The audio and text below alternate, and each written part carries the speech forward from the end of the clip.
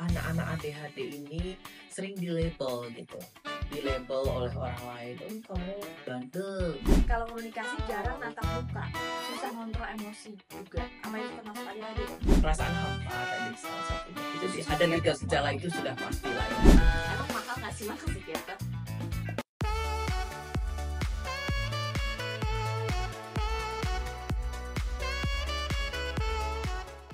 Kalau saya sadar anak saya berbeda dari anak-anak sebayanya, nggak malu juga punya anak seperti itu.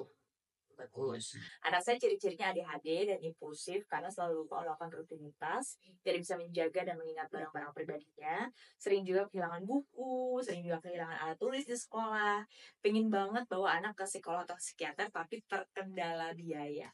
Emang mahal nggak sih ke psikiater? Kalau pakai BPJS bisa loh. Nice. Bisa loh pakai BPJS ke psikiater. Iya, kalau ada BPJS-nya nggak usah takut. Bawa saja ke puskesmas, minta supaya dirujuk ke RSUD yang ada psikiaternya atau psikolognya gitu. Bahkan sekarang di puskesmas ada psikolog gitu. Mungkin kalau dikatakan ini anak saya kemungkinan ADHD, bisa dirujuk tidak, jadi psikolognya bisa assess dulu, assessment awal gitu, sehingga bisa dirujuk ke RSUD yang ada psikiaternya. Gitu. Jadi sebenarnya nggak ada alasan kendala biaya ya, Tidak ada. asal mau. Betul. Tapi bagus juga orang tua yang udah mulai sadar-sadar, maksudnya aware, oh ada yang berbeda nih dari anak saya. Iya, bagus banget. Dan itu udah banyak atau belum menurut Mama? Sekarang sih sudah banyak ya, karena sekarang kan sudah zaman digital ya. Media sosial mungkin akan menolong para ibu untuk bisa mengamati anaknya sendiri. Oh, anak saya bagaimana nih gitu, dengan informasi yang diperoleh gitu ya. Bagus lah. Semoga semakin banyak ya melalui video ini juga. Nah, pertanyaan berikutnya mah, permisi dok, anakku 5 tahun. Itu kan 3-5 tahun emang rata-rata. Di sekolah kata gurunya super pinter, cerdas dok. Tapi susah diatur. Kadang nurut, kadang enggak. Kadang suka tiba-tiba emosinya tuh naik turun. Rasa ingin tahunya sangat besar kok. Kalau tugas dia sudah selesai, dia langsung minta pulang. Oh, kayak tadi. Kayak tadi yang kita bahas ya. Kalau komunikasi jarang natap muka. Oh, kadang natap, kadang tidak dok. Susah ngontrol emosi juga. Apa itu termasuk ADHD dok? Ya belum tentu. Ya tadi bisa ADHD, bisa autisme, karena ada tatap muka. Oh, Dia berbicara belum tentu kontak mata. Jadi kalau kita berbicara, harusnya sih ada komunikasi sosial, ada tatap mata, ada interaksi, timbal balik. Jadi kita harus hati-hati dengan hal ini. Anak autisme juga ada yang high function, Oh, jadi jenius gitu, tapi tidak sejalan gitu, tidak sinkron semua perkembangannya. Dia hanya pintar di satu bidang saja, misalnya matematika atau yang science, dia pintar banget. Tapi ketika masuk ke pemahaman, misalnya agama, pelajaran agama, dulu PPKN ada nggak sih sekarang? Sekarang udah nggak ada, namanya aku lupa tadi apa. Ya, jadi itu pemahaman seperti itu, empati yang berhubungan dengan empati, itu mereka lemah. Pemahaman bacaan, jadi kalau misalnya matematika tapi yang soal narasi itu loh, Oh, cerita. soal cerita, nah itu mereka susah. Oh, Tapi begitu angka-angka mereka cepat. oh logikanya kali ya. Iya, logika itu plus ada rumus. ya, bisa saja itu autisme gitu. Tapi bisa juga anak ADHD karena dia sibuk dengan tugasnya, mungkin apa yang dia kerjakan, dia konsentrasi banget sehingga dia tidak dipanggil, tidak menoleh barangkali. Atau malu-malu, anaknya pemalu gitu biasanya sih. Nggak mau lihat itu cuma karena ya udah pemalu aja gitu. Ya makanya kita harus tahu dulu nih, karena kan tidak mau menoleh, tidak mau melihat itu kan banyak alasan ya. Jadi nanti akan dinilai ketika ketemu dengan psikiater, kan kita bisa lihat ini anak kontak matanya memang nggak ada, atau dia sibuk dengan yang lain, atau bagaimana gitu. Kalau emosinya, soal emosi yang katanya naik turun banget, nggak bisa mengontrol emosinya mah. Anak ADHD juga bisa seperti itu, karena salah satu ya, bukan gejala etik, tapi banyak anak ADHD yang punya emosinya yang tidak terkontrol. Mood swing. Ya, karena banyak anak ADHD akhirnya rentan terhadap yang namanya borderline personality disorder, yang mood swing gitu loh, Oh, seperti itu. tunggu, bedanya apa ya mood swing sama borderline personality disorder? Borderline personality disorder itu adalah satu kepribadian yang kalau bahasa Indonesia itu gangguan kepribadian ambang gitu ya.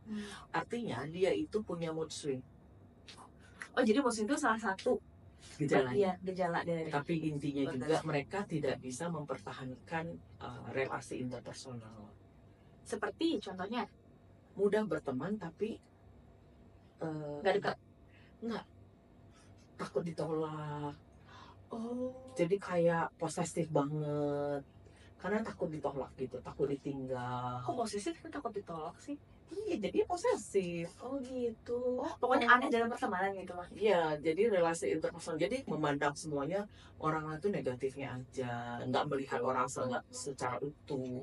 Jadi ada splitting gitu.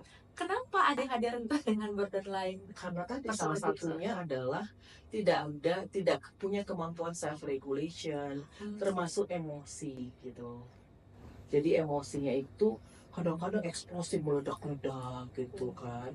Jadi pada orang-orang borderline ini tiba-tiba meledak-ledak, kemudian sangat mudah tersinggung, dan selalu melihat orang dengan negatif, sehingga mudah sekali moodnya jadi berantakan gitu.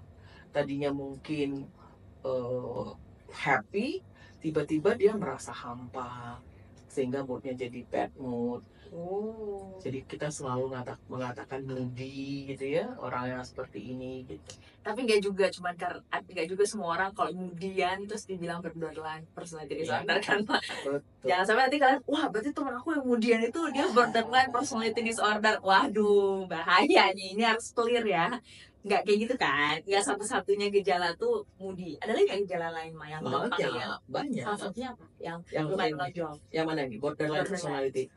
Perasaan hampa tadi salah satunya. Oh, itu Jadi susah ada ya 3 tiap gejala orang. itu sudah pastilah ya, maksudnya perasaan hampa, tidak bisa membangun relasi interpersonal dengan baik gitu loh. Kemudian tadi moodnya yang swing gitu. Oh, jadi kalau emosinya memang bisa jadi itu salah satu gejala ADHD juga ya. Karena rentan terhadap kepribadian kan itu kalau sudah dewasa ya. Oh, Sudah maksudnya remaja. Sekarang banyak remaja yang datang dengan borderline personality. kalau 5 tahun ini bisa jadi bibit-bibitnya gitu. Kalau dia 5 tahun ada emosinya susah dikontrol. ya, jadi makanya sangat penting pola asuh ya. Karena anak-anak ADHD ini sering dilabel gitu, dilabel oleh orang lain. Oh, kamu bandel, kamu apa gitu ya, nggak sabaran misalnya, nggak enakan teman sama kamu misalnya gitu ya. Jadi itu membuat mereka jadi, aduh saya sebenarnya mau ya seperti itu, tapi saya nggak bisa seperti orang lain gitu ya. Atau orang-orang borderline personality yang bisa berkembang tadi itu, selain tadi karena di label, juga mereka seperti kayak nggak ada insecure gitu.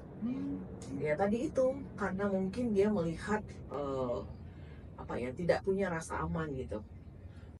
Salah satu adalah kelekatan dengan orang tua juga. Oleh karena itu pola asuh yang memberikan rasa aman pada anak itu sangat penting.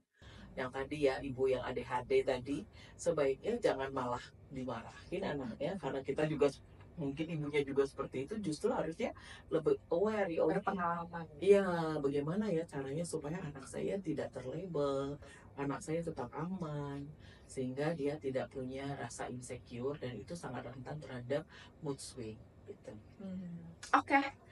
Terima kasih Pak. Ini sebenarnya ada pertanyaan satu lagi yang nanya mau dibantu info nomor kontak WA yang bisa dihubungi. Tapi sebagai seorang dokter kan tidak boleh ya. Tidak boleh.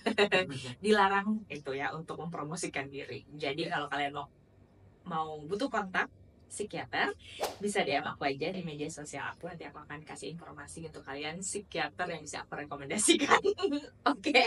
Makasih Mas. Oke deh. Makasih juga udah nonton. Jangan lupa like dan komen juga. Mungkin kalian masih punya pertanyaan-pertanyaan lainnya untuk Dr. Feranita. Komen di bawah aja. Dah.